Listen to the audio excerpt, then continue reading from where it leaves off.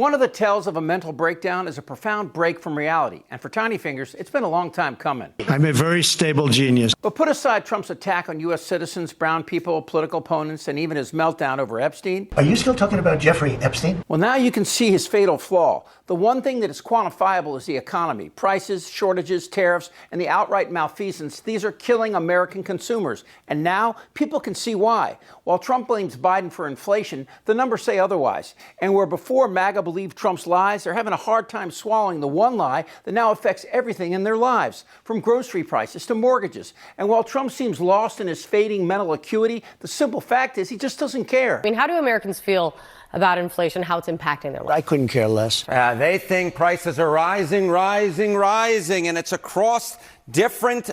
Look at this. I mean, just your costs are up versus a year ago. Groceries, 85%. Utilities, 78%. Healthcare, 67%. Housing, 66%. Gasoline, 54%. The bottom line is this. Americans feel like prices are rising in each and every single part of their lives, rising ever climber, and they just don't feel like, Kate Baldwin, that they can catch a break.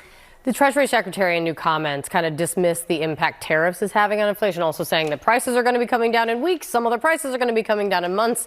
What do Americans think about that? Yeah, they think he's full of it. That's exactly what they think. I mean, just take a look here. Tariffs raising prices right now. I'm going to come over Kate's side of the screen, 71%. How dare you? How dare I do that? 84% of Democrats, 74% of independents, and even a majority of Republicans. When you can get a majority of Republicans to agree with majority of Democrats, you know that the pain is being felt by the American public right now. The Treasury Secretary can try and tell the people something, but they can feel in their pocketbooks. They simply put, don't buy what he and this administration is selling them when it comes to tariffs. You know, and Harry, one thing we've heard over and over again is the president and many of those around him blaming the Biden administration for where inflation is right now. Do people agree with that?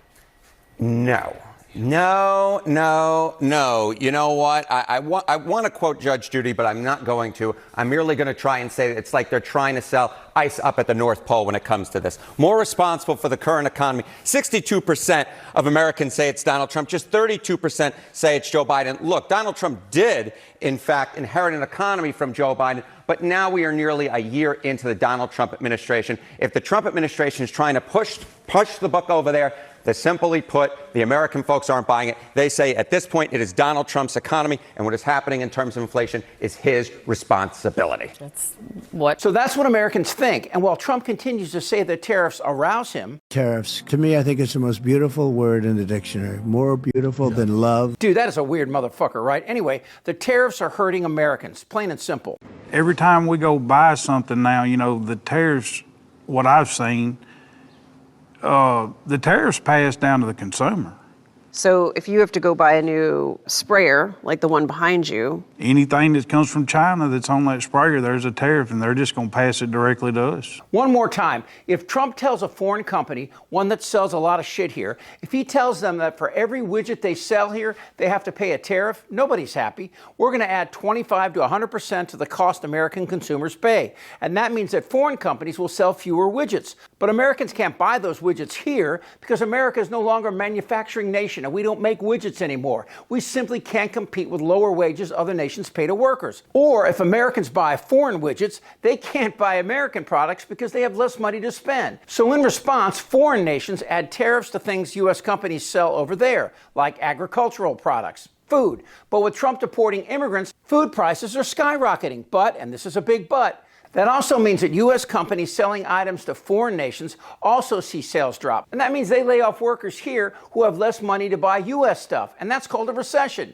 Now, whatever money the U.S. gets in tariff revenue is greatly offset by inflation. I mean, if Trump lowered taxes on the middle class, that might help, except for two things. Number one, you need a job to see lower taxes affect you. And two, countries like China say, fuck off, we'll sell our stuff elsewhere. Leaders of some of America's biggest trading partners, said another way, some of America's closest allies, are reacting bracing and preparing to retaliate this morning, now after President Trump announced 25% tariffs coming next week on all cars shipped to the United States. And Americans, especially Republicans, are also seeing that while Trump is filling his pockets via his backdoor deals with China, the Saudis, and even Russia, who is still giving money to GOP candidates, well, that's not good for the midterm prospects for MAGA acolytes. He can't run again. He is a lame duck president, but this matters for the midterms, especially the economy, right? Because voters are voting their pocketbooks almost always. How is he doing on the economy? Yeah, and that's it. We've seen this number coming down in the last couple of months, and I think it's directly related to this. 3 of these polls asked specifically about Trump's handling of the economy.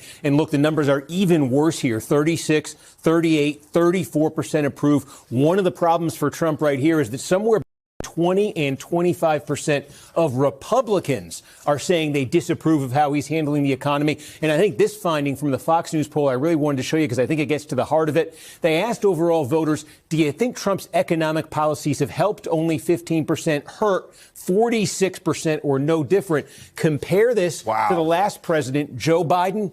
The numbers almost identical. You saw what the economy did to Biden. Trump in the same category right now with these numbers. And I don't know if we have sort of other polls that can explain what it is. Is it still that stubborn inflation? Yeah, well, we can show you. I think, interestingly, we mentioned the midterm elections here. Yeah. One of the things we find is Democrats opening up a lead on what we call the generic ballot, which party you want to control. But how about this? When asked in this poll, which party do you prefer? A range of affordability issues here, broadly making things more affordable. That's flipped, yeah. 10-point advantage for Dems, reducing health care costs, creating jobs. That's a Democratic advantage. We haven't often seen that. Raising wages. This is from the Fox poll, a double-digit Democratic advantage. So sort of across the board on these issues, the political thermometer moving against Republicans. And whenever Trump talks about the economy, he sounds either deceitful or insane. And I went on groceries. It's a very simple word, groceries. Like almost... who uses the word? I started using the word, the groceries. Yeah, groceries. I mean, who uses that word except everybody all the time? Groceries. It sort of says a bag with different things in it. Word grocery, it's sort of simple word, but it sort of means like everything you eat. Such a basic term, groceries. The groceries, they mean every single item of grocery. And then there's this, the October jobs report, where we track the key numbers on how we're doing, everything from unemployment data to how many people are juggling multiple jobs. The Trump administration canceled it. They said it was because of the shutdown, but there's a strong sense that they were and are hiding something. The October jobs report never came out, missing completely. And now the only numbers we do have, September's delayed report, show rising unemployment, downward revisions, and a job market losing momentum just as economists warn about higher recession risks heading into 2026. Without that survey, the BLS cannot report unemployment, cannot measure how many workers left the labor force, and cannot track changes in part-time or older workers. That means the October unemployment rate, the number of unemployed workers, and the change in those figures simply do not exist. Look, it's hard to believe that Trump has fucked up so much in less than 12 months. Everything from Epstein to warrantless attacks on American citizens.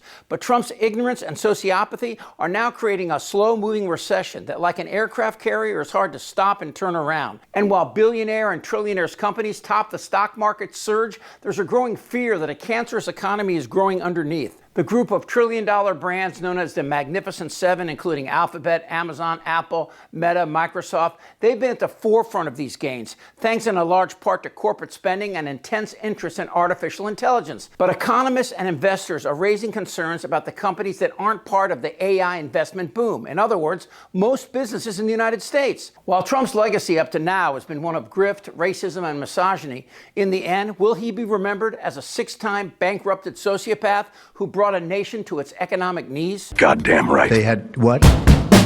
Go fuck yourself. I kept my underwear on. I'm very excited about that. They know how to get to me. Who are you talking to? I don't want to talk about this stuff. Am I wrong? Yes. TikTok. You're in a lot of trouble, Donnie. I think he's crazy. I'm Chip Franklin.